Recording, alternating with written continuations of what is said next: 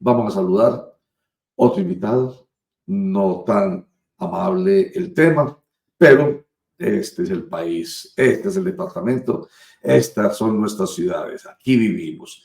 Saludamos a José Luis Jaramillo, de la Veeduría Nacional de Derechos Humanos, Derecho Internacional Humanitario y Paz. José Luis, gracias por estar con nosotros en Clic Casi, el poder de la información a un clic. Sí, muy buenos días, Roger, y a todo el equipo de la sala de redacción de Cripcasia. Realmente muchas gracias. Es un placer escucharlos cada mañana defendiendo ese periodismo militante, ese periodismo consciente y ante todo que quiere demostrar que no todo el periodismo puede ser un periodismo que polariza un país. Yo creo que hay que agradecer que hay objetividad y que se quiere buscar la verdad. Eso te lo agradezco de todo corazón a ti y a todo tu equipo de profesionales que están en el Consejo de Redacción de Cripcasia. Gracias, José Luis, por el comentario. En eso nosotros trabajamos diario con mucho entusiasmo y muchas ganas, lograr hacer ese periodismo que necesita realmente nuestra democracia, porque veníamos ahorita hablando de libertad de expresión, libertad de prensa para el fortalecimiento de la democracia. Eso es cierto, pero libertad de prensa, libertad de expresión no quiere decir que yo no respete otros derechos y que entienda que la democracia sí necesita un periodismo independiente, que sea libre realmente, pero independiente. ¿Militando con qué? Con la verdad. Pero hoy, lamentablemente, José Luis, hay medios de comunicación hegemónicos, tradicionales, masivos, que tienen esa penetración inmensa en todos los sectores, en cada rincón del país, y lamentablemente muchos de ellos, en vez de defender el principio fundamental, básico del periodismo, que es la verdad, sin vergüenza alguna,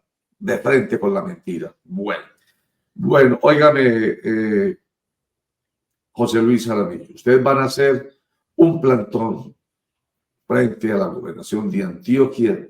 ¿Por qué? ¿Para qué?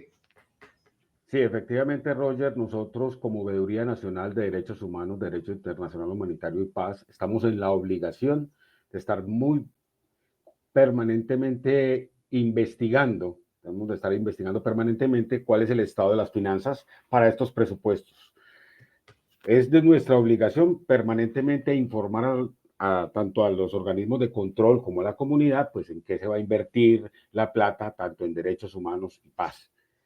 Nos pareció muy simpático porque el pasado nosotros habíamos mandado un derecho de petición un mes anterior a la gobernación de Antioquia, donde lo que pedíamos que nos respondiera 6 preguntitas. La primera pregunta tenía que ver cuánto se había destinado de presupuesto para el cuatrenio, para el tema de derechos humanos, paz y derecho internacional humanitario.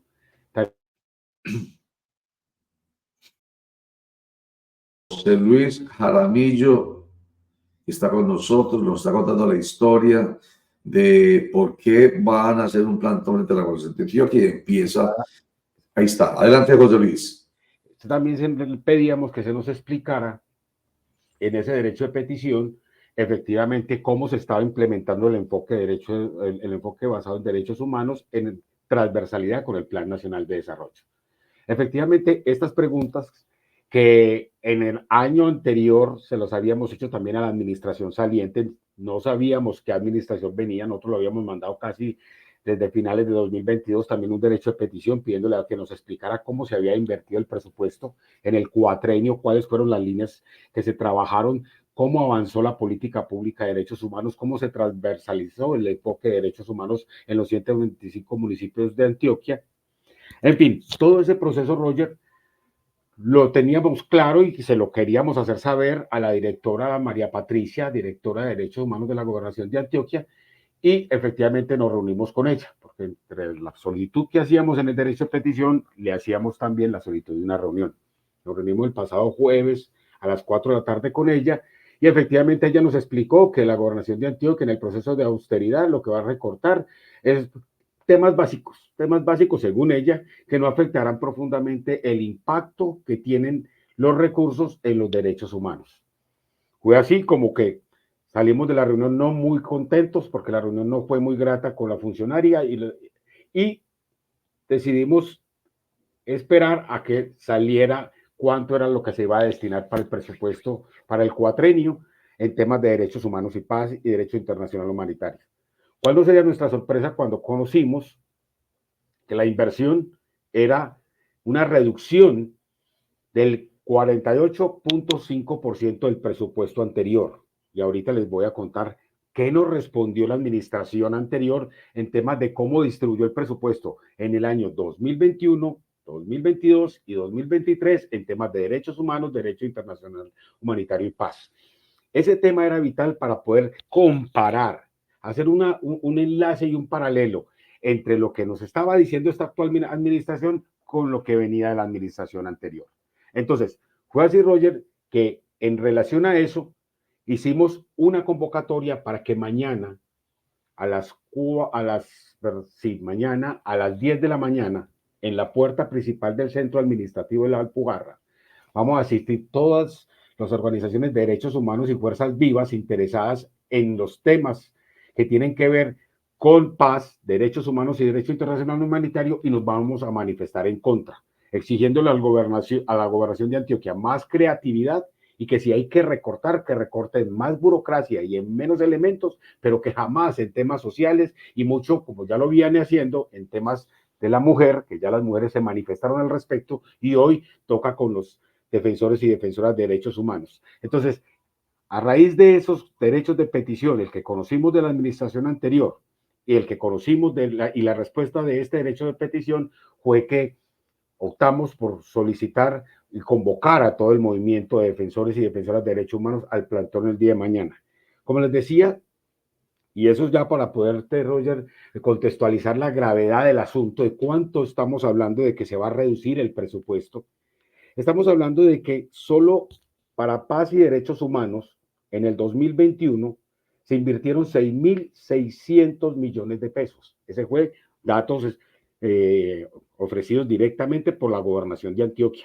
Eso no lo inventamos la veeduría, ellos enviaron en el derecho de petición la información precisa en un Excel y aquí están los datos. Entonces, hablaban. ¿En qué se invirtieron en ese primer año? Se invirtieron en víctimas, 360 millones de pesos. En cultos religiosos, 25 millones de pesos. En asesoría a migrantes, 50 millones de pesos. En protección a líderes, lideresas y defensores de derechos humanos, 1.212 millones de pesos.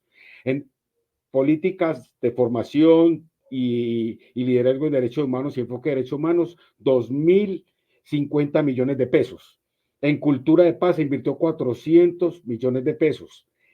En tejido social se invirtió 251 millones de pesos. En acuerdo final, que es el aporte que hace el departamento a los acuerdos finales de paz, se aportaron 1.790 millones de pesos y en participación ciudadana, Roger, se invirtió 531 millones de pesos. Estamos hablando solamente del 2021. Si lo recortáramos a la mitad, estamos hablando de que solo en el 2021 se invirtieron 6.611 millones de pesos en temas de derechos humanos y paz.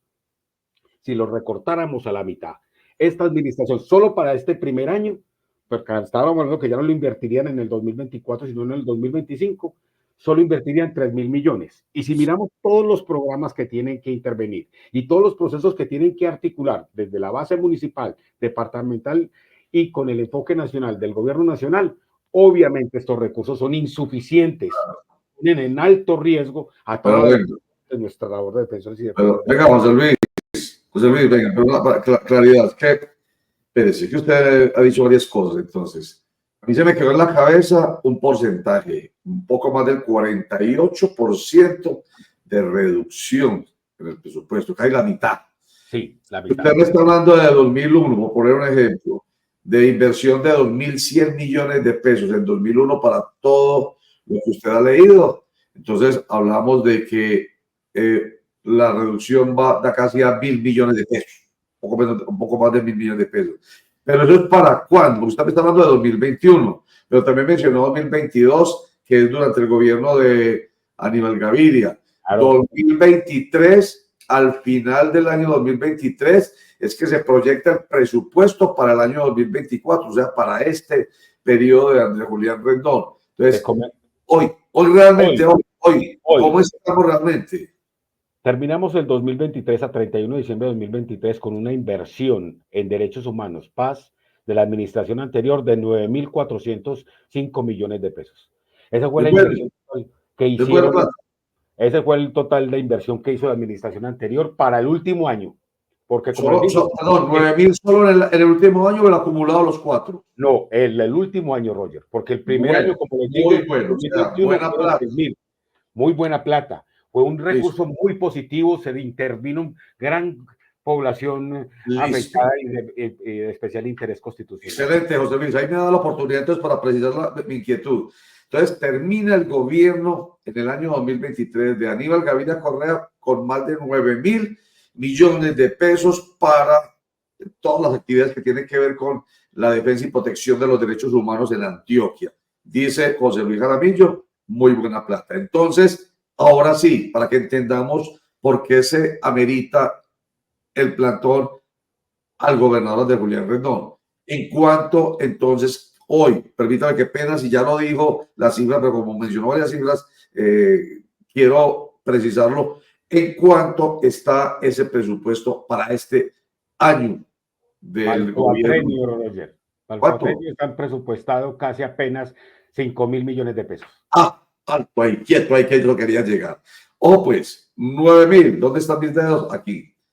9.000, no, estos son 9. 9.000 en un año, 9.000, 2023. Y ojo, me quedo con esto nomás, lo que es muy visible. Para el cuatrenio, Al cuatrenio, Roger, que ahí es donde nosotros nos delicadísimo. unimos de pies y cabezas porque eso realmente pone en alto riesgo la protección y la defensa de los derechos humanos en el departamento de Antioquia. Y no es un capricho de esta veeduría y no es porque estemos en desacuerdo con el doctor Andrés, todo lo contrario, estamos de acuerdo con la austeridad. Creemos que la austeridad es una política obligada del Estado para garantizar acabar con esos altos niveles de corrupción y que los recursos públicos se inviertan realmente en los grupos poblacionales y en las obras públicas que se requieren. Pero otra cosa, eso es lo que nunca vamos a estar de acuerdo, Roger, es que nos quieran recortar en la base más importante, que es la base social, y es en la protección de nuestros líderes y de esos defensores de derechos humanos. Máxime que un tema aún más grave, Roger, es que le cambian el enfoque. Este enfoque que traía la administración anterior era un enfoque basado en derechos humanos, para garantizar acabar con las brechas sociales que históricamente tienen los grupos poblacionales vulnerables de especial interés constitucional a partir de este apoyo estatal.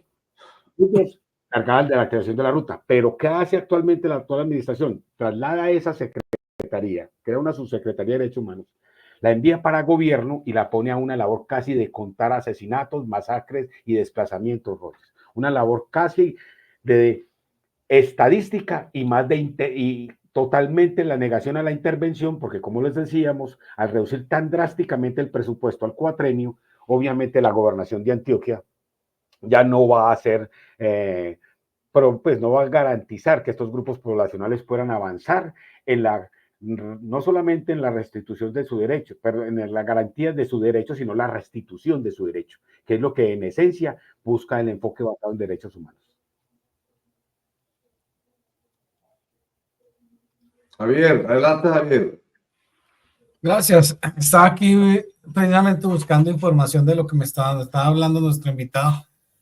Y yo quisiera, si el enfoque de seguridad del actual gobernador, que sabemos, y también del actual alcalde, que es una confrontación directa con los actores armados, va a incrementar las, digamos, vulneraciones de algunos derechos fundamentales y por consiguiente va a generar, si se quiere, lo que se ha llamado comúnmente, que a veces parece un eufemismo, los llamados daños colaterales. Por consiguiente, se necesita mitigar también ese aspecto. ¿Ustedes han analizado eso? ¿Le han pedido que haya alguna percepción sobre ese tema? Nosotros mandamos un comunicado cuando recién se posesionaba el señor gobernador, cuando manifestaba que iba a volver a reactivar esos grupos de seguridad convivir a partir de unos nuevos cooperantes e informantes, que efectivamente así está en el plan de desarrollo, inclusive relacionado con el tema de derechos humanos. Yo no sé cómo derechos humanos nos vamos a relacionar con informantes y cooperantes, que eso en últimas fue lo que dio nacimiento a los grupos paramilitares, y que con tristeza tenemos que decirlo, que el 70% de los asesinatos que acontecieron, y así lo demostró la JED, en el marco del conflicto y del conflicto y de la violencia de los grupos armados en Colombia, las víctimas han sido las comunidades. Obviamente hemos sido la carne de cañón de los grupos armados, tanto de los grupos de izquierda como de derecha, y obviamente los defensores de derechos humanos somos la cenicienta, que en últimas nos utilizan y nos, obviamente, tanto unos como otros, instrumentalizándonos en beneficio de sus derechos. Pero obviamente, casi siempre, y este es el resultado final de las consecuencias, somos los que pagamos las consecuencias de estos conflictos. ¿Por qué? Porque nos toca denunciar, porque nos toca dar la cara, porque somos la voz de los que no tienen voz. Tenemos que ir a esas comunidades, mostrar toda esa cantidad de asesinatos. Solo lo que va a haber corrido este año ya van más de 10 asesinatos de defensoras y lideresas de defensores de derechos humanos aquí en Antioquia, sin contar los desplazamientos, sin contar las masacres, sin contar las amenazas, sin contar en últimas todo el resto de vulneraciones de derechos humanos que están bajo la cortina de otras informaciones que muchas veces no se transmiten por los medios de comunicación con la fuerza y la contundencia que se lo merecerían. ¿Cómo qué? Como que se han aumentado un 150% la violencia intrafamiliar. Eso implica vulneración al adulto mayor, a los niños, niñas y adolescentes y a las mujeres dentro de las casas y dentro de nuestros hogares. Eso es gravísimo. Temas profundamente complejos que en el marco de lo que hoy estamos viendo con la administración actual se están haciendo los desentendidos. Y lo más grave, Roger, son los 125 municipios de Antioquia que le dieron la espalda. No solamente la gobernación. Nosotros hicimos seguimiento a todos los planes de desarrollo municipal. Y a excepción del municipio de Medellín, que se lava las manos como santo piloto de recursos económicos, el resto se desconectó del tema de derechos humanos y se desconectó del enfoque basado en derechos humanos. ¿Cómo así? A ver, explique. Sí. Espere, explique. A ver, o sea, Gobernación de Antioquia baja la guardia en el tema de los derechos humanos. Sí. Muestra ese botoncito.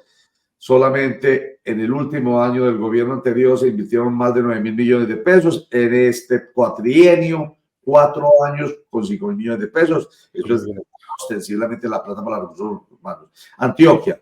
Pero cada uno de los 125 municipios también en sus planes de desarrollo y en sus presupuestos bajaron, es lo que le entiendo. Bajaron la inversión. No lo tuvieron en cuenta, Roger. Los temas desaparecieron. Eso parece no ser un plan consciente para, no sé si exterminar a los líderes, lideresas y defensores de derechos humanos y no cumplirle a las comunidades vulnerables y de especial interés constitucional, porque están peleados con el gobierno nacional. Y eso es muy complejo, Roger. Nosotros no podemos permitir que la polarización política ponga en alto riesgo los derechos humanos de los ciudadanos. Con el nivel tan alto. Eso es, o sea, dicho, diéramos de estar todos los ciudadanos totalmente indignados. Pero más allá, Roger, que es lo que le pareció no simpático, llama a la secretaria, porque desafortunadamente él era un borrador de comunicado inicialmente que sacamos, Roger. Y el comunicado lo queríamos hacer firmar de varias organizaciones de derechos humanos. Eso se filtró, llegó donde la secretaria de Derechos Humanos de la Gobernación y obviamente ya tocó entonces, ella llamó a pedirnos una reunión hoy a las 4 de la tarde para intentar desmontar la jornada de mañana. Para demostrarnos de que con 5.000 millones va a ser lo que no logró hacer la administración anterior con 9.000 millones de pesos en un año. Entonces, ahí es donde uno dice, Roger, la verdad es la que se tiene que imponer. No es lo que quiere decir el funcionario de turno, eso le pueden decir. Pero bueno que hable con ustedes, y les explique. Y ustedes ya con argumentos. Venga, la pregunta es, otra pregunta, ¿y qué fue lo que usted dijo respecto de la administración de Medellín? Que usted dijo que Medellín se lavó las manos. ¿Qué fue? Sí, efectivamente, Roger, es porque cuando nosotros también hicimos esta solicitud, que ellos se articularan al enfoque basado en derechos. A ver, ¿qué pasa, Roger? El enfoque basado en derechos humanos es la fórmula mágica, es casi como pasar de la teoría, o como decía Juan, del verbo a la carne, cuando hablaba de Jesús. Estamos pasando de hablar de la teoría en términos generales de derechos humanos a la base material de cómo el Estado con recursos públicos cumple con los derechos humanos. Entonces, el enfoque basado en derechos humanos dice, el Estado se divide en 3 niveles, municipio, departamento y nación, y obviamente cooperación internacional. El municipio le toca el 10%. Voy a poner un ejemplo, Rocha. ¿Cómo funcionaría el enfoque basado en derechos humanos en lo que nunca le han cumplido a las víctimas del conflicto armado? Que no le han cumplido, no le cumplieron ni con las viviendas que siempre nos prometieron a las víctimas del conflicto armado, que nos tuvimos que desplazar, y nunca nos cumplieron ni con los proyectos productivos, que son 2 cosas. Simplemente han dado unas indemnizaciones y con eso el gobierno ha salido de turno con las víctimas. Suponiendo que se aprobara que teníamos, solo les voy a poner un ejemplo, de que las víctimas de Ituango, tendríamos que construir las casas que dice el decreto de víctimas, ley de víctimas, que tenemos que dar a las víctimas una nueva vivienda para que se reubiquen en un nuevo espacio. Listo, se aprueban 500 viviendas en Ituango. Esas 500 viviendas, ¿cuánto le toca al municipio para esa construcción de las viviendas de esas víctimas? Le toca el 10%. ¿Cuánto le tocaría al departamento? Le tocaría el 20%. ¿Cuánto le tocaría a la nación? El 70%. Esa ruta la establece el enfoque basado en derechos humanos. ¿La establece para qué? Para que cojamos cada grupo poblacional y así podemos coger cuáles son las vulneraciones de los niños, niñas y adolescentes.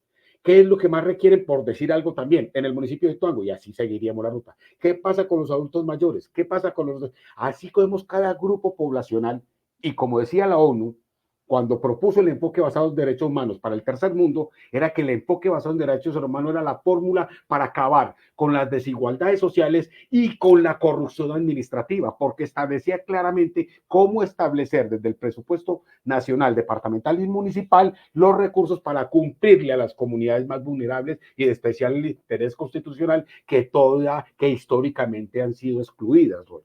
Entonces, en el marco de todo este proceso, lo que estamos diciendo hoy es que el municipio de Medellín, como Pilato se lava las manos, pone un enfoque de derechos humanos, se lo inventó, lo descontextualizó del marco del enfoque de derechos humanos que hoy tiene el plan de gobierno nacional, porque tampoco dialoga con el gobierno nacional. Y obviamente, como tiene plata, pues entonces yo chicaneo y cumplo con algunas obligaciones, pero no dialoga con los procesos que le tocaría de cada uno de los grupos poblacionales que tiene Medellín, pasar y analizar. Voy a poner el caso concreto, la paz urbana. Ellos son los que más han saboteado. Y estamos hablando del alcalde de Medellín y de los mismos funcionarios que actualmente están en seguridad y derechos humanos. ¿Por qué?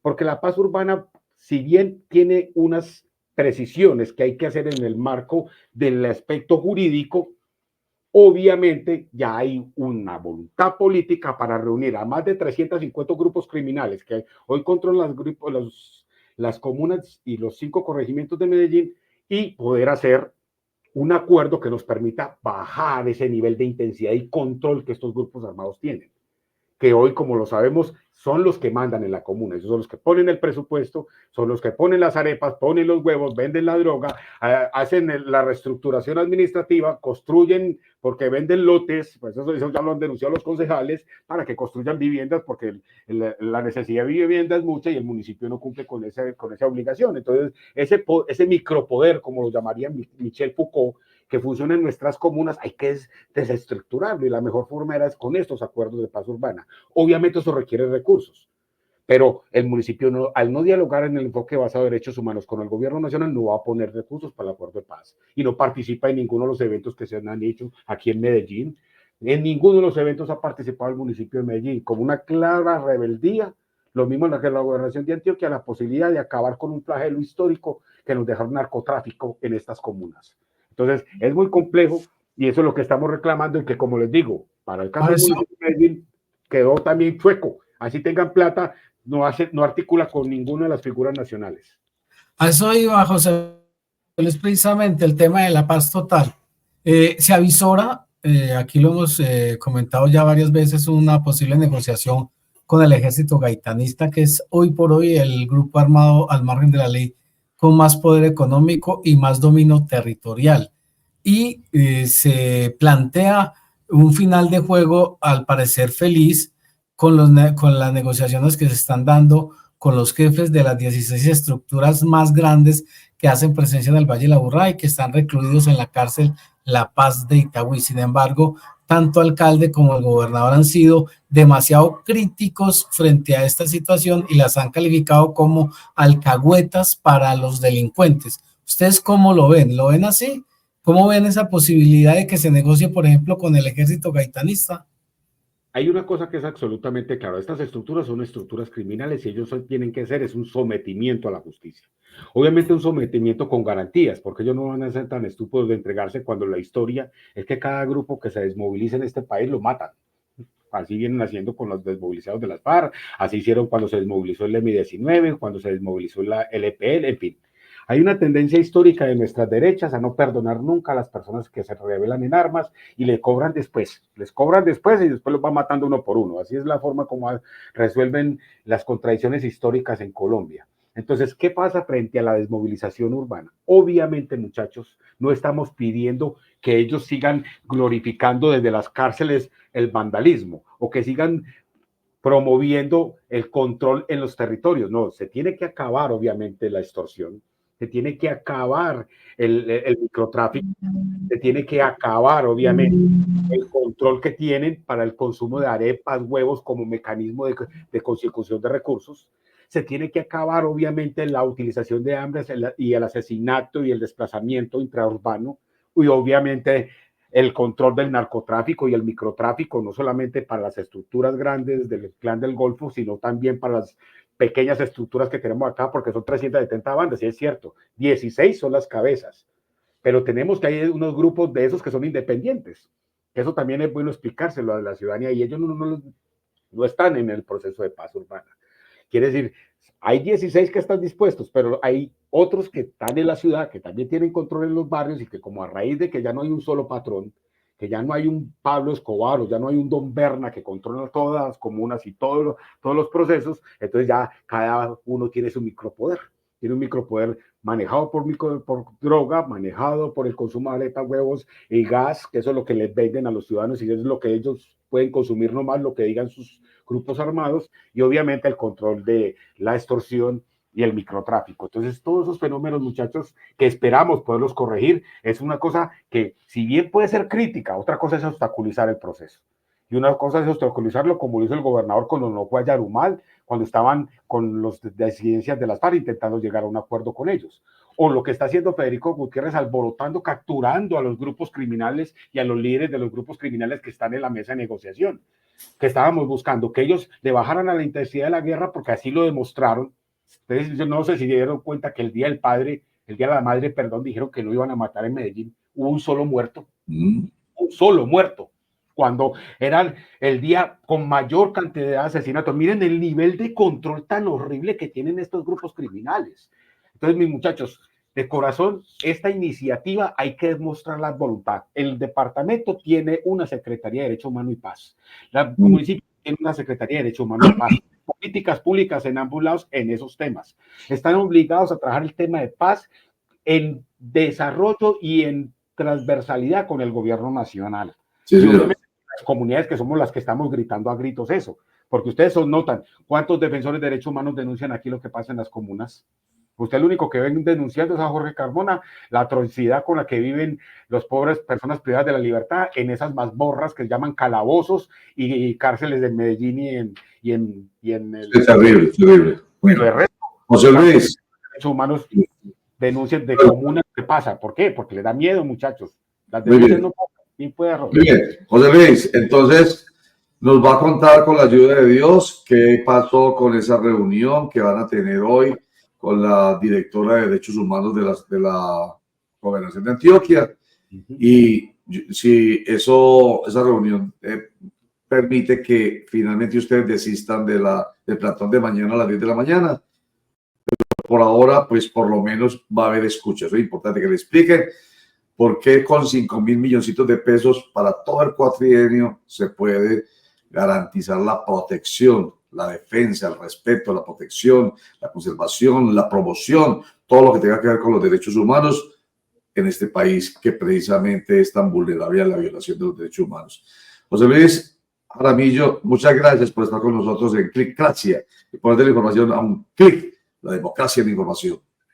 No, a usted, Roger, por permitirnos siempre un espacio para poder expresar nuestros puntos de vista. Obviamente, como les digo, la reunión de hoy es bien importante. Esperamos que entren en razón, pero si no, vamos a seguir con las acciones legales y con todo lo que tenga que ver y que tengamos que hacer para garantizar que los derechos humanos se cumplan. Como decía Eduardo Galeano, los derechos humanos no se mendigan, se exigen. Muchas gracias y que tengan un feliz día. Gracias a usted también, feliz día. José Luis Jaramillo, vocero de la Coordinadora Departamental del Cambio y miembro de una veeduría, creo que es el vicepresidente de la Veeduría Nacional de Derechos Humanos, Derecho Internacional Humanitario y Paz.